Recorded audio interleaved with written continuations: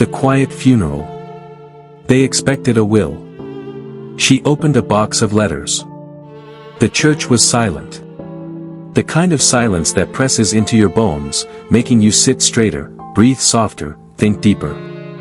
The kind of silence that only exists when someone truly important is gone. Father John Miller had passed away 3 days ago, and now, the pews of St. Agnes Church in Asheville, North Carolina, were filled with those who came to say goodbye. Many came with their own ideas of what he'd left behind. Money? Property? A hidden fortune? After all, men of such reverence rarely leave this world without something tangible. But Margaret Miller knew better. She didn't bring an attorney. She brought a small, worn-out wooden box. And inside, she carried what no one expected, the real legacy of her brother. A quiet town and a quiet goodbye. It was early winter in Asheville. The air was sharp with the kind of chill that makes your breath visible. Outside the stone church, wreaths of pine and red ribbon hung from the black iron gate. Inside, soft light poured through stained glass windows, painting reds and blues onto the hardwood floor. The funeral was modest exactly how Father John would have wanted. No flowers taller than the pulpit. No choir. Just a small string quartet playing, Amazing Grace, and a priest reading scripture from John 14, "In my Father's house are many rooms." The casket was closed. Simple. Wooden. No golden handles. No engraved nameplate. Just a single white candle flickering at its head and the presence of a man who had lived quietly and fully. The sister in the shadows. At the back pew, away from the podium, sat a woman in a dark blue coat, her silver hair neatly pinned. Margaret Miller hadn't spoken to the press. She had politely declined every interview request, every article, every TV spot. She wasn't here to talk. She was here to remember. To most, she was just Father John's sister. But to John, she had been so much more his only sibling, his closest confidant, the one he used to read bedtime stories to when the world outside their tiny house in Carolina got too loud. And now, she sat alone, with a wooden box resting quietly on her lap. The world wants answers. She holds the truth. After the service, murmurs began to rise. People whispered in the hallway, at the edges of the churchyard, over coffee and hushed tears. Do you think he left anything behind? Maybe there's a trust. Or real estate. Surely the diocese had something prepared. But Margaret heard none of it. Her hands were still wrapped around the box, her thumb tracing the old brass clasp like it was sacred. Because for her, it was. She knew the world would look for accounts and assets. But what John left behind couldn't be measured in numbers. And now, she had to decide what to do with it. The box opens. That night, back in her small home nestled on the edge of a wooded street, Margaret lit a single lamp and sat at her kitchen table. The smell of chamomile tea filled the room, mingling with the faint scent of cedar from the box. She hesitated, then opened it. Inside, stacks of letters. Some folded neatly, others creased from handling. A few were bound in ribbon, others wrapped with a rubber band that had long lost its stretch. The oldest one on top was dated 1971, the year he left home for seminary.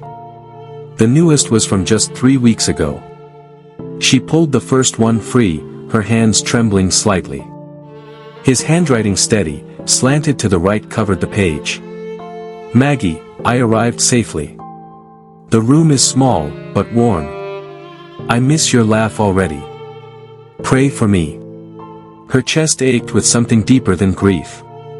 It was memory, layered and rich, like an old quilt passed down through generations. The final letter. Then she found it. A letter different from the rest. Tucked in a cream-colored envelope, with no date. Just her name, Maggie. She opened it with care, unfolding the paper as if it might crumble in her hands. If you're reading this, then I've gone ahead. But don't cry. You always had more strength than you believed. I'm proud of you. And I want you to keep going. Keep loving. Keep noticing the small things. That's the only wealth I ever had, and I give it all to you." The tears came freely then. She didn't hold them back. She let them fall onto the page, smudging the ink just slightly. He wasn't telling her goodbye. He was handing her something, a torch. A calling. A gentle command. A shift in her grief. For hours that night, Margaret read. She read about the people he met, the dying, the addicted, the lost. She read about his small joys, a warm soup shared with a stranger, a child's laugh during Sunday Mass. She read about doubts, hopes, and moments of absolute clarity. The box wasn't just full of letters. It was full of a life poured out for others. A man who chose to give everything, not to be remembered, but because it was right. And somewhere in those pages, her sorrow softened. She felt less alone. Like he was still there, reading over her shoulder. "Let's tell your story." Just before sunrise, Margaret placed the last letter back into the box. She stood by the window as light crept over the Blue Ridge Mountains. The world was waking up again. She whispered aloud, "Okay, Johnny. Let's tell your story." And in that quiet promise, a new chapter began, not in books, not in newspapers, but in hearts. One sister, one box of letters, and a lifetime of love that would not be buried. The boy who carried us. Before he was Father John, he was just Johnny, the boy who worked 3 jobs so we could eat. Before the sermons, the sacraments, and the silence of holy halls, there was just Johnny. A boy with dirt under his nails, calluses on his hands, and the weight of his family pressing on shoulders that hadn't yet finished growing. To the world, he would become Father John Miller. But to Margaret, he would always be the 14-year-old who gave her his coat when their furnace broke and said, "You're smaller. I'll be fine." The Millers of Asheville, 1965. The Miller family lived in a 2-bedroom house tucked on the edge of the Appalachian woods. Their father worked for the railway, their mother stayed home raising the kids.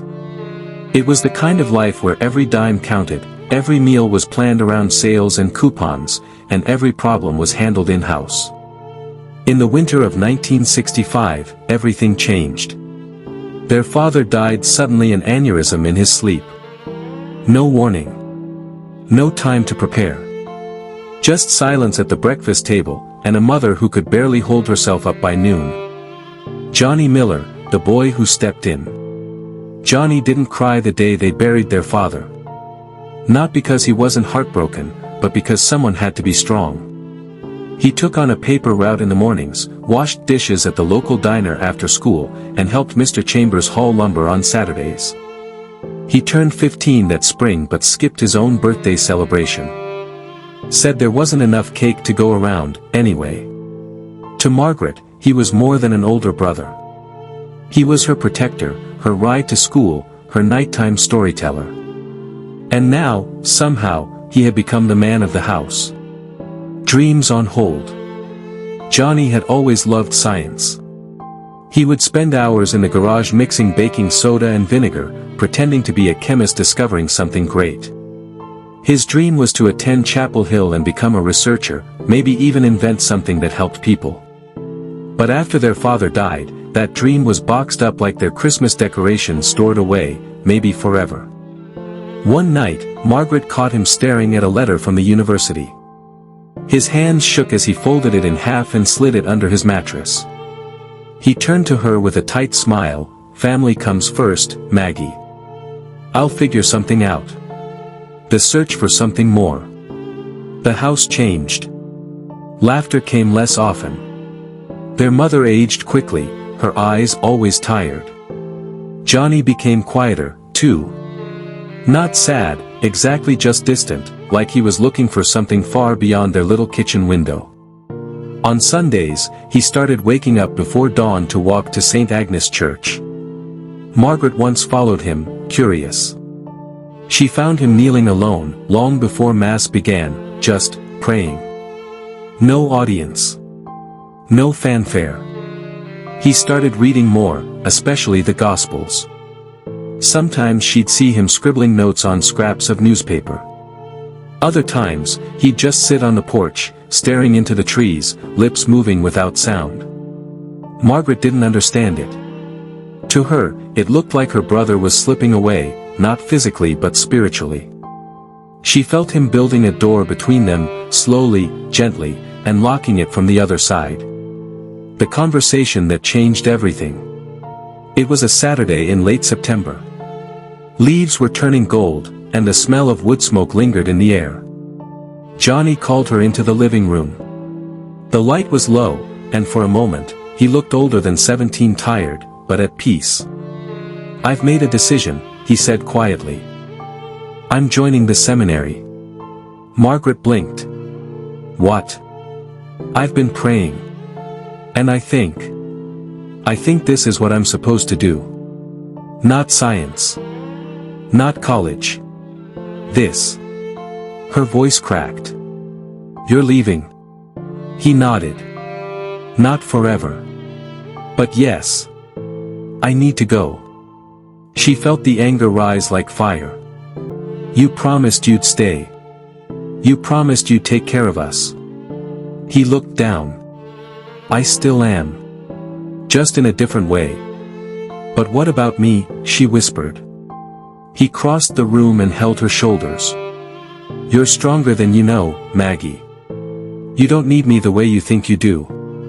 And you'll never really lose me, not where it matters." Letters in place of footsteps. He left 3 weeks later with a small bag, a second-hand Bible, and a notebook full of scribbles.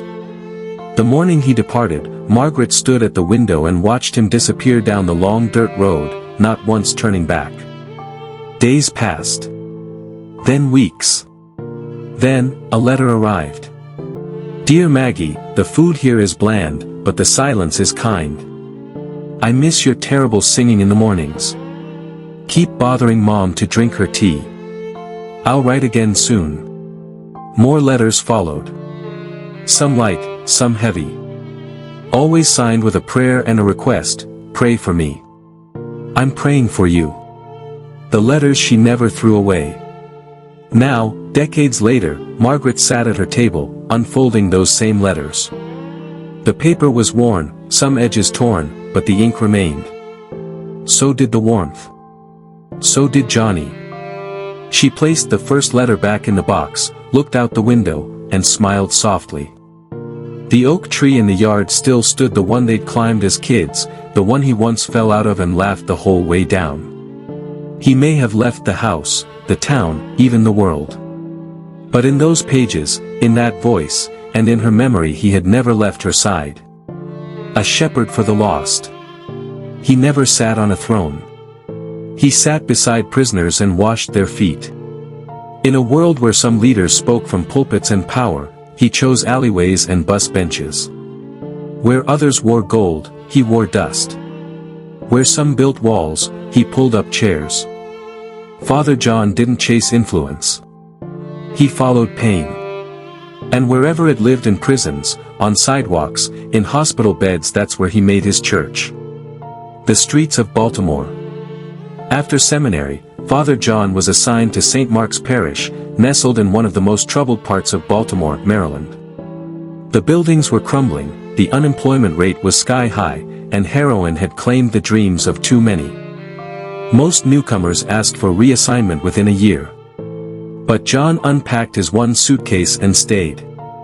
The church had no stained glass, no organ, no air conditioning. But it had people. Wounded, cynical, desperate, but people. And to him, they were enough. Father John, the street priest. He refused the rectory and chose to live in a room above the community kitchen. Woke up at 5 a.m. to prepare hot meals. Gave his winter coat to a teenage boy caught sleeping on a stoop. Spent Friday evenings walking the back alleys, checking on the regulars. When parishioners insisted on calling him Father, he'd chuckle and say, "Just John's fine." But make no mistake, he was their priest in every sense of the word. He just happened to be one who cleaned toilets and poured soup between confessions. Resistance from within. Not everyone approved. Some in the diocesan office began to raise concerns. He wasn't visible enough. He missed fundraising galas. He rarely returned official calls. He's too unorthodox, one administrator muttered. He's acting more like a social worker than a priest. Articles surfaced. One local journalist asked, "Why is this priest spending his days in halfway houses and methadone clinics instead of ministering from the pulpit?" Margaret read the article back home in Asheville. Her fingers gripped the newspaper. The words stung. She knew the truth. Johnny had always gone where others refused to. Letters from the margins. The letters came slower now, but deeper. He no longer wrote about the weather or the small joys of the seminary. Instead, his ink spilled with stories from the street. "Today I sat with a man who hadn't spoken in weeks. We didn't talk. We just sat. That was enough. A young mother left rehab and brought her baby to Mass. Her name is Tanya. Pray for her. They asked me why I stay. I said, because God doesn't avoid the broken places. Neither should I." His letters weren't just updates, they were sacred invitations to see people the world had forgotten. The turning point. One afternoon, John was summoned to the diocesan headquarters in D.C. He returned to Baltimore with a simple message for the congregation. "I've been reassigned." The church wept. People flooded into the pews that Sunday not for confession, but to say goodbye. A man who once lived in a tent brought flowers. A teenage girl whom John had helped leave an abusive home read a poem. A former addict stood up and said, "He didn't just believe in God. He made me believe God could love someone like me." John didn't cry. But Margaret did, reading his letter from that week. "They want me somewhere quieter. But the noise of the broken never leaves you." Serving in silence, again. He was reassigned to Boston. A quieter post. A chaplaincy. A clean desk. A title. But John never stopped being who he was. He continued carrying his own bag, wearing the same scuffed shoes, eating in the staff cafeteria, and visiting the sick unannounced. One evening, he stopped at a bus stop and sat beside a man in withdrawal. Gave him half a sandwich and said, "You matter. Don't forget that." He never spoke about it. But someone saw. Wrote about it. The story went viral. Margaret found out when someone mailed her a printed copy with a sticky note, "This your brother?" She smiled through tears. "That's Johnny." Seeds planted in concrete. Before he left Baltimore, John wrote Margaret one final note from the parish. "Maggie, this place taught me more than any seminary ever could. They taught me to see God where no one else is looking. If I leave anything behind, let it be that sight. You'll know what to do with it." Now, years later, Margaret sat at her table in Asheville, holding that very letter. The ink had faded, but not the meaning. She placed it gently back into the box. Some people plant seeds in gardens. Johnny planted his in sidewalks. And somehow, they still bloomed. The legacy in the letters. He didn't leave behind money, land, or property. But somehow, people across the country said they owed him everything. The phone didn't ring much after the funeral. Margaret didn't expect it to. Most people had said their condolences, dropped off casseroles, and moved on. But the mail kept coming. And not from banks or lawyers or church officials. From strangers. From places she'd never been: Sioux Falls, Sacramento, Mobile, even from a prison in Nevada. They didn't want anything. They just wanted to say thank you. A mailbox full of grace. It started with a single envelope. No return address. Inside, a hand-scrawled note on lined paper. "Father John sat with me the day I was released from prison. No sermon. No judgment. Just a man who said, 'You're still worth something.' I've stayed clean since. He saved me. I just wanted you to know. Margaret read it 3 times. Then placed it next to the letters in the wooden box. By the end of that week, 6 more letters arrived. Then 20. Then dozens. Each one a thread in a tapestry she never knew existed. Margaret, the reluctant keeper of a legacy. Margaret had spent most of her life outside the spotlight. She was the listener, not the speaker. But now, with each envelope she opened, she realized she was being handed something weighty, not fame, not burden, but responsibility. Her brother hadn't built an empire. He'd built a movement. One kindness at a time. And somehow, that movement was now knocking gently at her front door. To protect or to share? She wrestled with it in silence. Should she share these stories? Or were they sacred, meant only for her eyes, tucked beside family memories and Sunday tea? She worried that if she let the world in, it would twist the simplicity of who Johnny was. They'd write think pieces, call him a modern-day saint, commercialize his poverty. But in her heart, she knew. If she didn't tell the truth about him, someone else would tell a version. And it might not be the right one. The first column. She reached for an old notebook. The same kind Johnny had once used to scribble reflections in. She wrote, tentatively at first. Then with growing rhythm. The title of her first piece was simple. The Brother I Knew. She submitted it to the local paper's community column. No photos. No fanfare. Just one woman writing about her brother, the boy who once gave away his only winter gloves to a man on the bus. 3 days later, a second letter arrived. This time, from a teenager in Kansas. I never met your brother. But after reading your words, I want to live like he did. I'm not afraid anymore. Margaret folded the letter with shaking hands. Johnny's voice echoed, you'll know what to do with it. The mailbox becomes a ministry. The column became monthly. Then weekly. People sent in their own memories, notes, photographs, stories. A man from Chicago shared a photo of Father John washing dishes at a soup kitchen. A woman from New Orleans sent a crumpled note card. He came to my hospital room after I lost my baby. Sat there all night. Didn't say a word. Just held my hand. Each envelope Margaret opened was another stitch, another piece of her brother's heart she didn't know had been given away. She started posting the stories on a small website. No ads. No politics. Just kindness, archived. One night, she received an email from a publisher. They wanted to compile the columns into a book. They offered a contract, a deal, a royalty percentage. Margaret hesitated. A different kind of publishing. She wrote back with a condition.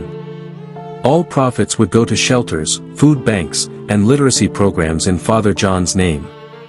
No photo of her on the back cover. No endorsements. Just the stories. Just the truth. The publisher agreed. When the book finally came out, its cover was blank save for the title. Letters from the Quiet Light. And inside, woven between Margaret's reflections, were the very words of Johnny Miller. Not sermons. Not doctrine. Just inked moments of grace. The candle keeps burning. That night, Margaret sat in her kitchen with a cup of tea and the final draft in her lap. She lit the candle by the window, the one she'd kept burning since the funeral. She reached for a fresh sheet of paper, and in her neat, measured handwriting, she wrote. Dear Johnny. The world knows you now. Not because you asked to be seen. But because you couldn't help but shine. And I'm still learning from you. She placed the note in the wooden box. Folded it gently. Then whispered. I'm still praying for you. And I'm still loving, just like you asked me to. Outside, a breeze passed through the trees. Inside, the candle didn't flicker. It burned steady. Like a life that had never really ended. A light that never left. Some people leave this world. Others become the quiet light that never fades. In the months after the book's release, Margaret's world didn't become louder, it became deeper. She didn't go on talk shows or book tours. She didn't want applause. She wanted something quieter, something truer. And every night, that small candle in her kitchen window kept burning. For Johnny. For those still wandering in the dark. For love that never asked to be noticed. The quiet rhythms of Asheville. Spring arrived in Asheville. The dogwoods bloomed, the mountain air softened, and Margaret's porch filled with the sound of birdsong again. She had started keeping a notebook by the door, not to journal her thoughts, but to jot down the names of people who stopped by. Because people were coming. A widow who'd read the book and wanted to talk. A runaway teenager who said, "I didn't know good people like him existed." A nurse who used to work in Baltimore and remembered Johnny by name. They didn't come for Margaret. They came for what still lingered in her home, something tender, something eternal. Margaret, now a living echo. She had never intended to become anything more than a sister. But life, especially the kind lived by someone like Johnny, had a way of planting seeds in unexpected soil. Margaret found herself doing what he had always done, listening. Sitting. Holding silence without needing to fill it. Baking bread for the neighbor's child who walked home alone. Mailing handwritten notes to those who'd lost someone. She didn't quote scripture. She didn't preach. But somehow, without trying, she had become a kind of shepherd, too. What is a legacy, really? One Sunday afternoon, a local pastor visited her with a question. "We'd like to name a new wing of the parish after Father John. With your permission." Margaret paused. It was a lovely offer. A formal honor. But something about it made her hesitate. Johnny had never sought titles. He had turned down plaques, awards, and even declined a nomination for diocesan leadership. Would he have wanted his name carved into marble? She opened his final letter again. If love doesn't go beyond you, it never really lived. Maybe the point wasn't to build something for him. Maybe it was to continue something through her. Ordinary acts, extraordinary love. So she declined the marble. And instead, she started something smaller. A monthly soup supper for anyone who had nowhere else to be. A reading circle at the county jail where inmates read Johnny's letters aloud and discussed them like sacred text. A small fund, started from the book royalties, that paid for blankets, socks, and bus passes, no questions asked. It wasn't flashy. It wasn't newsworthy. But it was love, in action. And every time she watched someone smile because of a warm meal or a kind word, she felt him again. Not in memory. In presence. The girl with the journal. One rainy Tuesday, a teenage girl named Lila knocked on her door. She had been to the prayer group once. Quiet. Nervous. Now she stood there, soaked and shaking. "My mom kicked me out," she said, voice breaking. "I don't know where to go." Margaret didn't hesitate. She opened the door wide, wrapped a towel around the girl, and poured her tea. Later that night, as Lila sat on the couch flipping through Johnny's old letters, she whispered, "I read this one over and over. The one where he says, even when no one sees you, you matter. It made me feel like I didn't want to die." Margaret's eyes welled up. She reached out, took Lila's hand, and simply said, "That's what he wanted you to feel. That was always the point. Living the message, not just telling it." Margaret began writing again, not for papers or publishers but to Johnny. She wrote him about Lila. About the supper nights. About the prisoners reading his letters. About the neighbor boy who now called her Miss Maggie and left her little drawings of stick figures in robes. She filled notebooks, one by one, with small miracles and sacred mundanities. And she kept each entry simple. "You would have loved this. You're still here. We're still loving. The candle never goes out. Years passed. The world changed, but Margaret's kitchen didn't. The candle still burned by the window. The box of letters still sat on the shelf. The porch still welcomed anyone who needed a place to cry, pray, or simply rest. One quiet evening, as the sun dipped behind the Blue Ridge Mountains, Margaret placed her hand over the last notebook she'd filled. She closed her eyes and whispered, "You never left, Johnny. You just taught us how to stay." Outside, wind rustled through the trees. Inside, the silence wasn't empty. It was full. Of letters. Of prayers. Of light. If this story touched your heart, if it reminded you of someone who once loved you quietly, or simply made you believe that the smallest acts can mean the most, please click like to help share this message of kindness. Subscribe to the channel so you won't miss more heartfelt stories like this one.